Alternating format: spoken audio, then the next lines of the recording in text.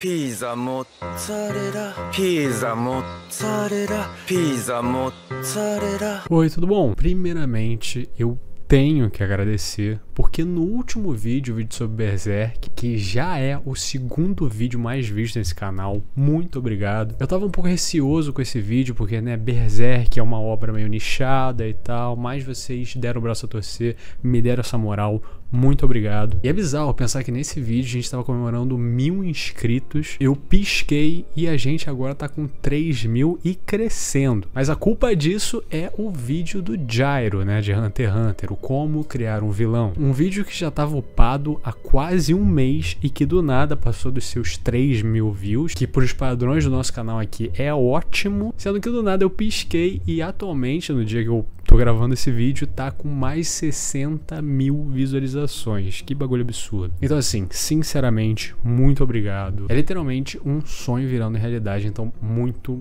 obrigado. Mas se você percebeu no vídeo que viralizou, né, como criar o vilão de Gyro de Hunter x Hunter, eu falei que o Gyro é uma das criações de vilão mais interessantes que já existiu na história da ficção, porque ele é um vilão criado de uma maneira bem fora do comum, pra dizer o mínimo. E agora eu tô fazendo um vídeo aqui com o xará dele, que inclusive foi muito comentado no vídeo do Gyro. Gyro Zeppeli, um personagem da parte 7 de Jojo. E pra quem não tá ligado, Jojo é top 3 anime barra mangá na minha vida. Eu amo Jojo de paixão. E cara, muita gente, né, desrespeita Jojo, né? As pessoas que não viram, obviamente. Porque é meio brega, é meio bizarro, né? Caralho, o que que tu quer? Aventuras bizarras de Jojo. Esse é literalmente o nome, porra. Mas se hoje a gente vê em 1 bilhão de anime por aí vários poderes, né? Poderes complexos advindos de alguma outra coisa, saiba que esse conceito de poderes complexos com condições e tudo mais começou com Jojo, na parte 3, quando é apresentado em stands e que foi criada em 1989. Sendo que Jojo tá na pista desde 1987. Ou seja, é um dos mangás mais antigos da indústria que sobrevive e muito até hoje e que simplesmente revolucionou o jeito de fazer mangá. E eu já falei de Jojo aqui no canal algumas vezes, sendo que eu sempre me foquei muito em falar sobre o anime de Jojo e nunca sobre o mangá, o que é um sacrilégio, visto que uma das melhores partes de Jojo, talvez a melhor, é no mangá, a famosa parte 7, Steel Ball Run, que inclusive talvez seja a parte mais esperada para uma adaptação em animação, né? Recentemente a gente teve a adaptação da parte 6 para anime e agora a parte 7 tem que vir, não importa o que aconteça. E como eu disse, esse vídeo aqui é sobre o Gyro Zeppeli, sendo que se você sabe um pouco da lore de Jojo, ou até mesmo leu a parte 7, você deve estar achando estranho esse título, como criar um protagonista. Porque pra você que não tá ligado, Jojo tem 9 partes, que no caso, da parte 1 à parte 6 ocorre em um universo interligado, e da parte 7 à parte 9 é em um outro universo. Porque na parte 6, no fim, eles resetam o universo, e aí o Araki, ele meio que abandonou esse universo, enfim. E a parte 7 é o início de um novo universo, é literalmente um campo limpo pro Araki fazer o que ele quiser. E independentemente de qual parte seja, pode ser na parte 1 até a parte 1000, Jojo tem meio que uma tradição base, que é o seguinte: o protagonista sempre será um Joestar, sempre terá esse sobrenome e a característica estrela no ombro, que é a marca de nascença dos Joestars. Não interessa se ele for um bastardo, não interessa se ele for filho de um cara no corpo de um Joestar, ele tem que ter o sangue Joestar correndo dentro dele. Assim como, se houver um personagem com o sobrenome de Brando, esse cara vai ser um vilão ou pelo menos um antagonista, alguém que vai ir contra o Joestar. Assim também que se tiver um personagem com o sobrenome de Zeppeli, essa pessoa vai ser alguém que irá ajudar o protagonista. Será um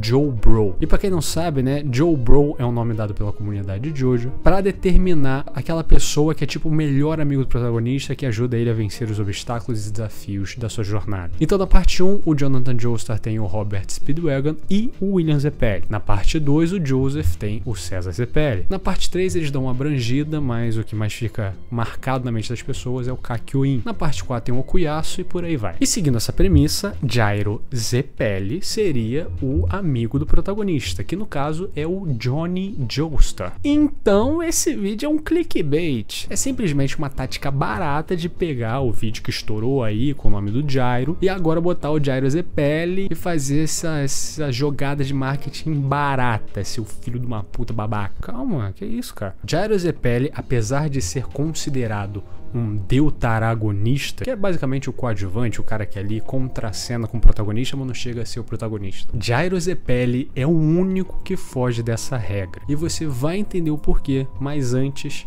eu tenho que te dar uma breve contextualizada. É o seguinte, eu vou tentar o máximo possível não dar spoilers grandes da trama de Steel Ball Run, mas pra falar do Jairo eu vou ter que explorar o passado dele e tal, então assim, eu vou me ater a esses spoilers, mas não o spoiler da obra inteira. A parte 7, Steel Ball Run, a sinopse dela é basicamente o seguinte: um magnata do petróleo chamado Steven Steel formou uma grande corrida a cavalo no ano de 1890. Essa corrida vai ser a maior de todos os tempos e vai oferecer o prêmio de simplesmente 50 milhões de dólares. E considerando que a gente está falando do velho oeste dos Estados Unidos, 50 milhões de dólares dá para você comprar um estado nos Estados Unidos naquela época. Então, né, era dinheiro pra porra. Sendo que essa corrida vai ser a mais desafiadora de todas, porque além de ser a cavalo, será uma corrida da costa oeste à costa leste.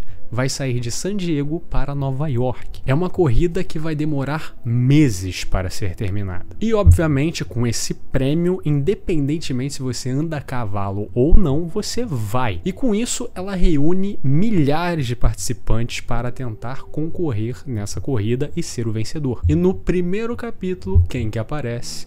Jairo Zepelli. Jairo é um personagem misterioso, extremamente estiloso, confiante, seguro de si e que é basicamente um fodão. Detalhe, ele aparece no primeiro capítulo e o Johnny Joestar, que é teoricamente o protagonista, não, ele só vai aparecer no segundo capítulo. Johnny Joestar um dia foi um jockey, um prodígio nesse mundo de corrida a cavalo. Porém, um dia, depois de viver uma vida de regalias como um jovem prodígio, ele sofreu um atentado onde atiraram nele e depois disso ele ficou paraplégico, perdendo tudo, a alegria de viver e o caralho. O Johnny literalmente estava de passagem nessa corrida, obviamente ele não iria competir até porque ele é um paraplégico, sendo que ele era um cara que ele ficou obcecado em achar algum tipo de cura, alguma coisa para curar ele da paraplegia que ele tinha. Então ele achava que em um desses participantes ele iria achar a resposta, até que ele interage com o Jairo Zepelli e percebe que este homem carrega bolas bem bonitas e bem lustradas. Não há duplo sentido nisso. E essas bolas, elas giram com uma espécie de poder. E ao tocar nessa bola, o Johnny percebe que a sua perna volta a funcionar, pelo menos momentaneamente. Ele agarra no cavalo de Jairo, o Jairo fica levando ele pela terra, ele se fode e o Johnny fica: meu irmão, eu quero pegar na sua bola. E aí ele se convence que o segredo para ele achar a cura de sua paraplegia é acompanhar Jairo Zepelli, que vai participar dessa corrida. Então ele se decide, pega um pangaré velho e vai participar dessa grande corrida também. Eles passam por inúmeras coisas juntos, engrandecem a amizade, e assim como o passado do Jairo é realizado de maneira completamente aleatória em Hunter x Hunter, do nada o passado dele começa e você nem entende muito bem, tipo, não tem um fio condutor para que levasse aquilo. E acontece uma coisa muito semelhante no capítulo 15 de Steel Ball Run, que do nada o Johnny para de fazer o que ele tá fazendo e ele fala que é importante relembrar uma historinha antes de seguir, na qual ele apresenta pra gente um jovem garoto italiano chamado Marco, que fazia parte de uma família de servos. Servos esses que trabalhavam no castelo de um barão. Ele era um moleque esforçado, que dava orgulho para a família, sendo um ótimo servo para seus patrões, lustrava sapato, fazia tudo direitinho, o moleque era pica. Sendo que esse barão, seu patrão, ele conspirou contra o rei local e nesse lugar traição era o pior dos crimes. E não só, o barão foi julgado como todos os seus funcionários, fazendo que esse pequeno garotinho, Marco, também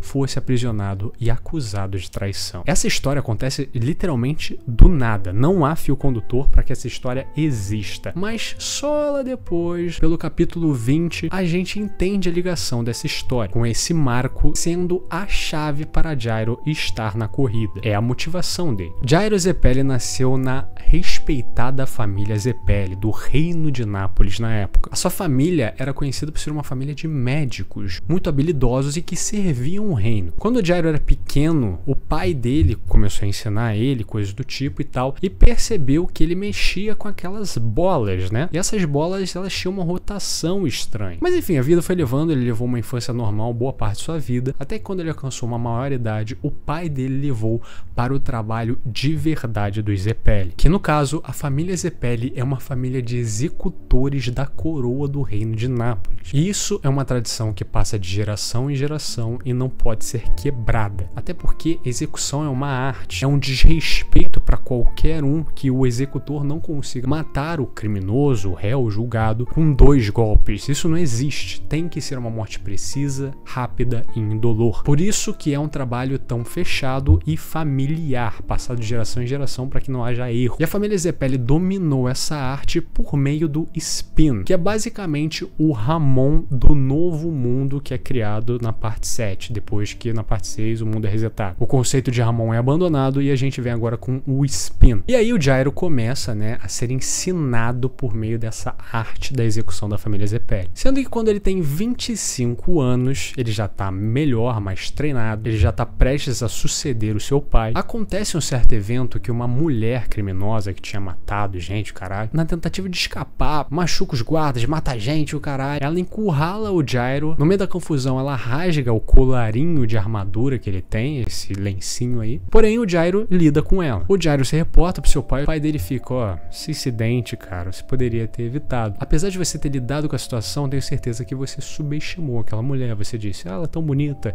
e ela é bem baixa, ela não vai fazer nada. E a culpa disso é o sentimentalismo no coração do Gyro. E esse tipo de sentimento não pode existir na vida de executor. Ele tem que ser indiferente e apático em relação ao seu trabalho. Depois desse evento, ele tá passeando pelos corredores da cela até que ele vê 2 guardas mexendo com o Marco, aquela criança que a gente falou antes. E esse moleque, ele tá com uma agulha na mão e os guardas ficam, meu, vai tomar no cu, tá portando ferramenta perigosa. Até que ele fala que não, a agulha ele meio que fez com a espinha do peixe e ele fez isso pra remendar aquele colarinho do brasão que caiu daquele guarda e tal, e ele quis fazer isso porque ele quer servir bem, ele quer fazer essa parada, ele tem essa mentalidade de família de servos e tudo mais. E aí o Gyro protege o garoto e ele fica meio complexado, tipo, caralho, mano, esse cara que tá preso vai ser julgado, uma criancinha tão pura fez isso por mim, literalmente pegou uma agulha de espinha de peixe pra remendar o meu colarinho. Ele tenta abandonar o sentimentalismo que o pai dele falou, mas ele não consegue, ele é um moleque, sabe? Mas então é decidida a primeira execução do Gyro, seu primeiro trabalho para suceder seu pai no trabalho de executor, que é nada mais nada menos que o garoto Marco, que foi julgado como um traidor e, além do mais, um cara que estava portando ferramentas perigosas numa cela. O Gyro não engole essa porra e ele fala com um dos servos do rei que ele não quer fazer isso, ele não se sente bem, esse moleque não é culpado, ele tá aí de tabela, ele é um moleque bom, puro. E o cara fala, ó, tu vai querer se arriscar pra ele? Aí ele fala, irmão, sim. Então, tu vai ter que conseguir uma anistia, um perdão do próprio rei, para que ele possa libertar esse moleque. E o único jeito dele fazer isso é participar da corrida que vai render ao vencedor 50 milhões de dólares. Se ele ganhar, isso vai trazer uma grande honra para o reino de Nápoles e o rei, com certeza, anistiaria a criança. Visto isso, Gyro sai confiante até a corrida, e então acontece toda a cena que a gente já viu. E o Gyro e o Johnny são uma das melhores dinâmicas que existe em todos os JoJo. Eles se complementam de uma forma muito única. E o Gyro, ele é um cara mais experiente, mais vivido e que ensina pro Johnny muita coisa, desde lições de vida até mesmo senso comum. O Gyro é um dos personagens mais amados da comunidade de JoJo e não é pra menos. Eu não quero me estender muito falando sobre ele porque já seria spoiler. Eu teria que falar sobre atos isolados e falar sobre sobre coisas que acontecem na história, eu não quero fazer isso, mas acho que já deu pra entender como ele é foda e importante, a motivação no lugar certo e o coração no lugar certo. E é interessante ver essa dicotomia, né, do Gyro pro Johnny. Gyro tá nessa corrida literalmente pra salvar uma criança que foi injustiçada, lidada como traidor, enquanto o Johnny tá nesse desejo meio egoísta de participar dessa corrida, entre aspas, suicida, só pra conseguir se curar e viver aquela vida fútil que ele levava novamente. Mas agora vamos aos pontos. Mesmo ele sendo um personagem interessantíssimo,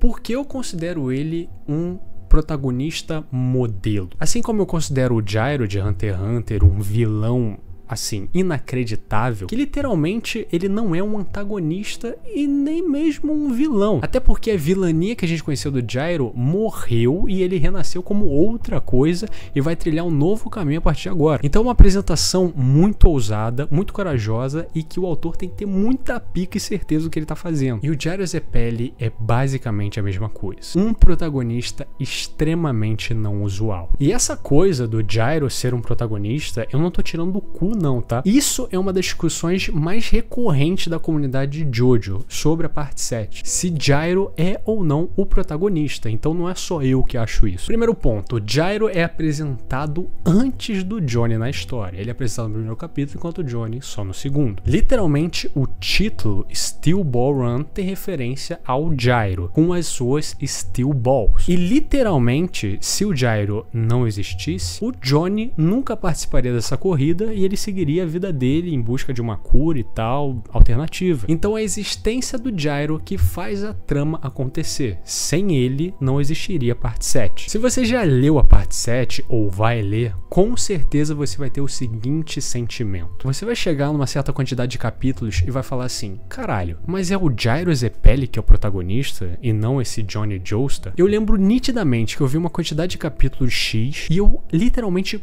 procurei na internet se o Gyro era o protagonista da parte 7. O Gyro é extremamente mais bem desenvolvido, bem mais carismático e ele alavanca o Johnny. Se o Johnny fosse só um personagem sozinho, ele não teria o potencial que ele teve junto com o Gyro. Só que nenhuma dessas coisas convence tanto, na verdade. Apesar de serem pontos bons, relevantes e tudo mais, ainda assim não tem aquele a mais, não tem o porquê de eu ter feito esse vídeo. Porém, agora que vem uma das sacadas mais geniais de JoJo. Gyro Zeppeli é o protagonista, só que a existência de Gyro e Johnny juntos e o arco que eles têm ao longo dos 95 capítulos da parte 7 legitima que no fim Johnny Joestar é o protagonista definitivo. A gente conhece tão mais dele por causa da convivência e interação dos dois que no fim a gente reconhece o Johnny como o protagonista definitivo da parte 7. Porém, esse é um dos conceitos mais geniais e que eu nunca vi nenhuma outra obra de ficção fazer na história. Porque a gente já viu, né, obras que tem, por exemplo, 2 protagonistas. Mas, cara, fazer uma obra que literalmente brinca com a sua mitologia, que é o fã de JoJo sempre vai ver um Zeppeli e vai considerar ele como coadjuvante. Ele sempre vai ver o Joestar e sempre vai ver ele como principal. Sendo que na parte 7, Zeppeli tem muito mais importância e muito mais carisma e muito mais brilho do que o Joestar. Sendo que eles dois juntos vão te levando e o arco que o Johnny tem, o arco de desenvolvimento, amadurecimento, o que ele vê, as dificuldades que ele passa com a ajuda do Gyro, fazem com que ele consiga no final ser o protagonista de sua própria história. E eu devo dizer que depois que eu cheguei a essa conclusão, a parte 7 pra mim subiu num nível bizarro. Talvez hoje em dia seja a minha parte preferida. Sempre eu considerei que fosse a parte 3, mas depois dessa análise minuciosa, a parte 7 pra mim ganhou um significado tão mais legal. E dica, se você for ler um mangá de JoJo, leia a versão colorida, tá? Eu sei que tem um monte de purista que gosta de ler em preto e branco porque é original, mas JoJo é a única obra que eu defendo ler colorido, porque ganha muito mais a estética e característica de JoJo mesmo, que é o mundo colorido, é o mundo bizarro que a gente ama. Enfim, se você chegou até aqui, meu muito obrigado. De novo, eu não tenho palavras para agradecer pela fase que o canal tá passando atualmente. Espero que continue, espero que vocês continuem gostando de mim, dos meus vídeos. Se inscreva, curta, compartilhe o canal. Tchau, tchau.